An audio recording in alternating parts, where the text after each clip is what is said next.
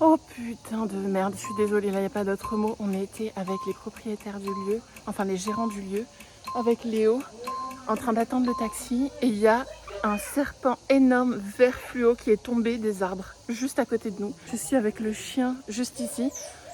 Oh putain de merde. Et à savoir que quand j'étais petite, je me suis pris un serpent dessus.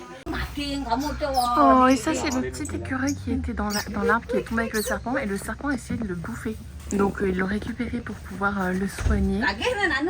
Et par contre le serpent il est mort. Je peux vous dire qu'il a été foutu là-bas. You killed him. You killed him. Oh, ils sont tellement gentils avec les enfants, c'est dingue. Même avec nous. Hein, mais... Oh. Enfin, il est tombé mais juste à côté de nous. Genre j'aurais pu le toucher en tendant le pied comme ça. Il y avait Léo dans les bras de la dame, enfin bref. Et du coup le monsieur s'est jeté dessus pour le tuer, hein, très clairement, parce que voilà, il était énorme. C'était pas un python non plus en largeur, mais bref, il était énorme. Oh mon dieu, putain. Ma pire phobie. C'est arrivé quoi. Allez, après tout, on est à Bali et c'est normal. Et je vous emmène avec moi visiter ce lieu merveilleux. On se trouve à Toya Retreat, en plein milieu de la jungle balinaise à Ubud. C'est un endroit vraiment authentique, tenu par des locaux. Les prix sont super attractifs et les environnements sont luxuriants et merveilleux. Tout ce qu'on attend d'un voyage à Bali. Je vous mets le lien dans la barre de description et vous trouverez également mon e-book « J'organise mon voyage à Bali ». Premier matin dans notre nouveau logement, on est toujours près de Ubud à Tengah-Lagan. Je voulais vous montrer en temps réel comment on gère de dormir dans la même chambre tous les trois. Donc à savoir que ici c'est une sorte de grande cabane, mais on a seulement une pièce avec une salle de bain. Donc on dort tous les trois dans la même pièce. Et c'est vrai que voyager avec un bébé c'est pas de tout repos. Et on a besoin de pouvoir se reposer ensemble, mais aussi à tour de rôle. Donc là je vous montre un cas pratique où Léo s'est réveillé à 5h du matin, Pierre lui a donné le bibi. Et c'est bien mon amour. Il commence à faire ses premiers pas, je suis vraiment trop heureuse. Donc il s'est réveillé à 5h du matin, Pierre lui a donné le bibi. Et ensuite Pierre s'est recouché et j'ai pris le relais. Et donc là, nos techniques à nous pour pouvoir se reposer alors qu'il y a un bébé qui est en train de jouer dans la pièce, c'est de dormir avec les écouteurs. Donc le matin, on met nos écouteurs et on met un bandeau sur les yeux. Et ça permet de pouvoir continuer sa nuit si l'autre doit prendre le relais. Donc voilà, on trouve des petites techniques. C'est bien! Bravo, oui, mon amour. J'essaie de pas trop péter un câble quand je le vois marcher parce que sinon je le déstabilise. Donc je préfère le féliciter une fois qu'il a terminé ses petits pas. Bravo mon cœur, mon chéri. Oh mon Dieu, qu'est-ce que tu es fort. Après, il y a un truc aussi qu'il faut faire absolument quand on voyage avec un bébé, c'est lâcher prise sur le rangement. Là, par exemple, vous voyez qu'il y a les valises ouvertes là-bas, il y a un sac là-bas. Mais là, forcément, on met des petits stimuli un peu de partout pour que, où qu'il aille, il puisse s'amuser et puis développer certaines parties de sa motricité. Oh, mon amour, tu veux créer du contenu aujourd'hui? Ah bah oui. C'est pas pour cette utilisation. Oh. Ce matin, on a décidé de prendre un petit déjeuner et ensuite d'aller au marché de Ubud.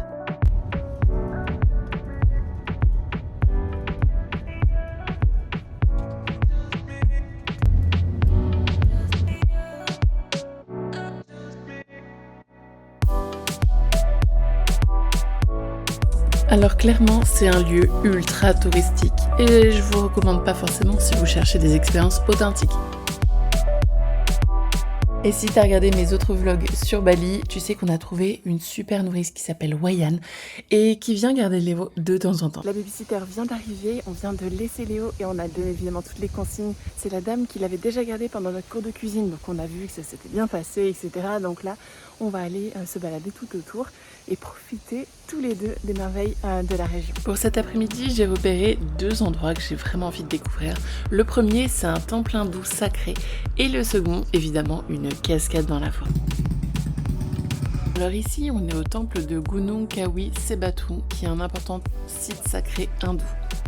Il est réputé pour ses sources d'eau sacrée et des gens du monde entier y viennent pour faire des rituels de purification dans les différents bassins qu'on peut y trouver. Je dirais que c'est un temple qui est hors des sentiers battus. Il n'y a pas énormément de monde comme on peut trouver sur d'autres sites très touristiques et ça c'est vraiment super appréciable. D'ailleurs vous savez, à chaque fois que je vous emmène quelque part, j'essaie de vous partager toujours des adresses où vous avez l'impression d'être seul au monde. Profitez et vraiment vous immerger pendant vos voyages. Quand je vous dis qu'à Bali ils croient au karma, regardez tous les scouts, en fait ils ont tous laissé les casques sur les scouts.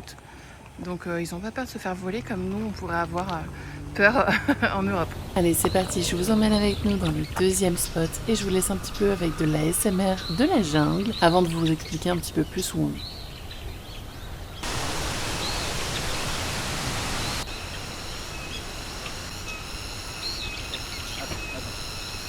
Recule. Bon, moi du coup j'étais un petit peu trop confiante parce que on a la cascade qui est juste derrière moi là-bas, que je vous ai montré juste avant.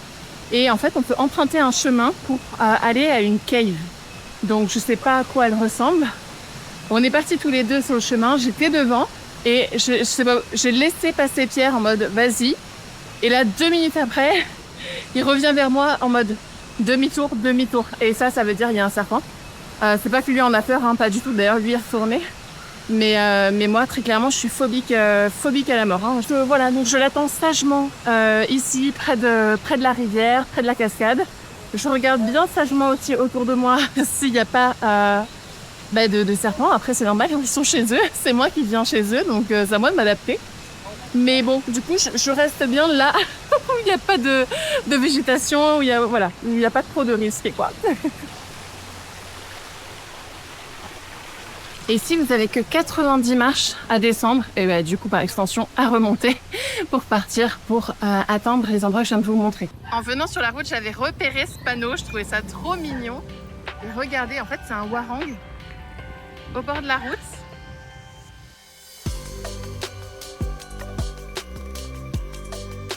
Bon, on a bien fait de s'arrêter ici. On a des noix de coco fraîches et la vue est incroyable. Je vous montre ça juste après.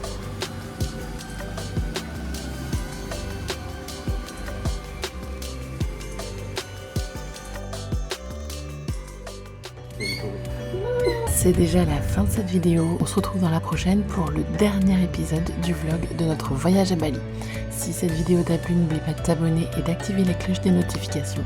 Ici, je te partage tous nos voyages et nos aventures en famille partout dans le monde.